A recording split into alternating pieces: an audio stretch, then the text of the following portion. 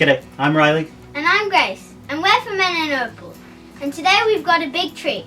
We're going to be cutting a huge piece of 80 carat grown gamble rough. Sounds great. Let's go. Yee. We call it gamble rough because you never know what you're going to find inside. So there she is, 80.5 carats growing gamble rough. Now, there's a lot of sand here, but there's also some very nice parts about this stone. We got two very clear color bars running through it, and I can see that they make it all the way across to the other side of the stone. You can just barely see it. I don't know if you can in the camera, but there you could probably see it, which makes me think that there is some possibility that they do travel all the way across this stone. We've got some sand problems, so it's likely going to be one of those that, you know, it might not cut the whole stone. If I'm really lucky, you know, my stone will be in here somewhere. A couple other things I really like about it. It's got a nice dark potch here, you know, above and below. You can kind of make out the witch's hat right here, a very shallow one.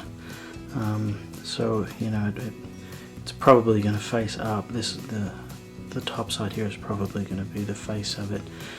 But have a pretty nice, you know, at least 2 or 3 mil of good dark potch in the bottom there. And I'm also really liking how flat the color bar is. Both of those color bars seem to be really flat. Maybe dive off a little bit there in the end, but in the part that I really want it nice and flat, it looks like it is.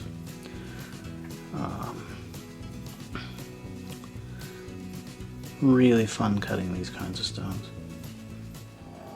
The first step is to grind around all of the sides to make sure that you can see the color bar from all around the stone before you do the top.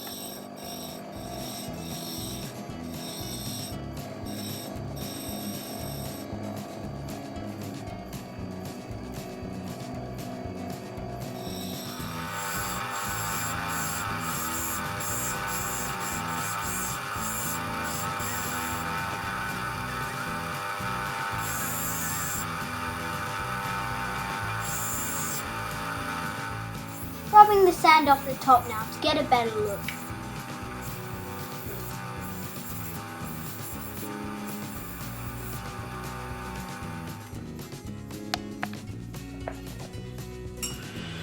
Alright, so here's where the real gamble and gamble rough comes in. I have rubbed it all the way around and exposed that top color bar as much as I could. It's got some big sand issues here, here, and over here. Big sand issues in the side. So you can see that it's going to be a fairly nice stone, you know, somewhere in there. And it's a bit milky right now, but there's still a bit of this light potch up on top of it. It'll clear up right below that. And I think it'd be a pretty nice stone. But I think that the second color bar is really bright and really clear. And this is where the gamble is. The gamble is, do I grind down through this top color bar down to the second color bar in hopes that it is significantly better than this one? It looks like it goes all the way around. I mean, you can see there's color all the way around. There's 2-3 mils of potch, you know, below it, so it'll cut a nice good stable stone. I don't see any of it here, so it might end, you know, it might end in here or something like that.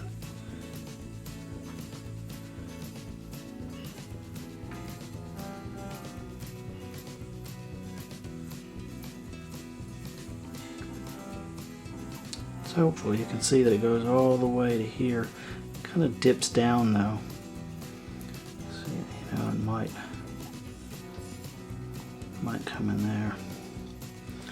I think what's going to happen is I'm gonna take the face off of this and take a look at that color, and I'm pretty sure what's going to happen is that color is not going to be good enough to pay for the rough, and that it's going to force me to go down and reveal this color bar. All right, let's go see.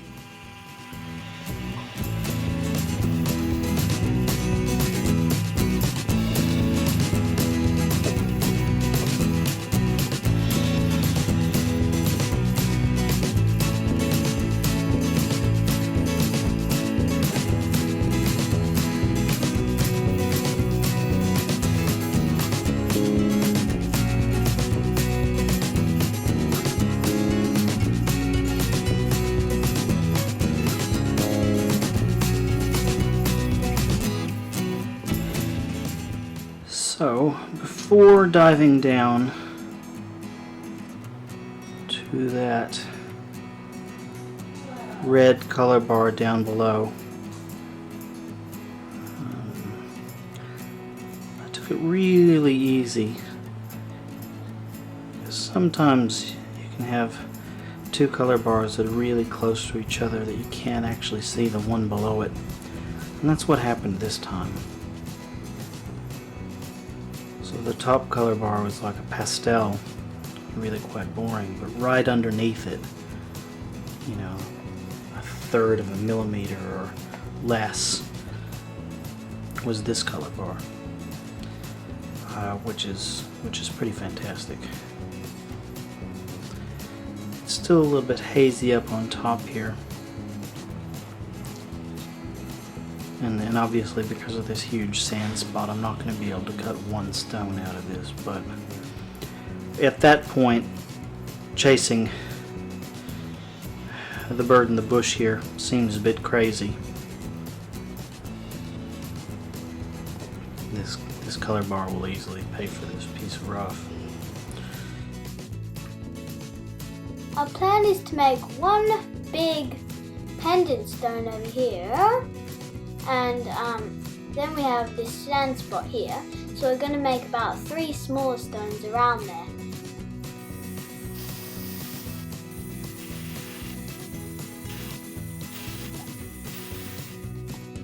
I love it when you open it up after you've cut it like this, and it's like an Easter egg surprise. You never know what you're going to find. Look inside. The bottom color bar, the one that I was gonna chase, dies right in the middle of the stone, super thin.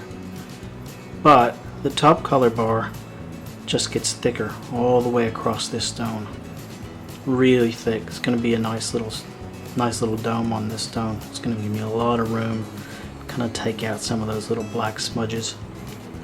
I reckon that's gonna clear up super nice. Give me a beautiful little stone right in there. Now we're finished with the hard part. All we've got to do is a bit of polishing and then we're finished. We ended up with a beautiful 10-carat pendant stone and a matching 2-carat ring stone.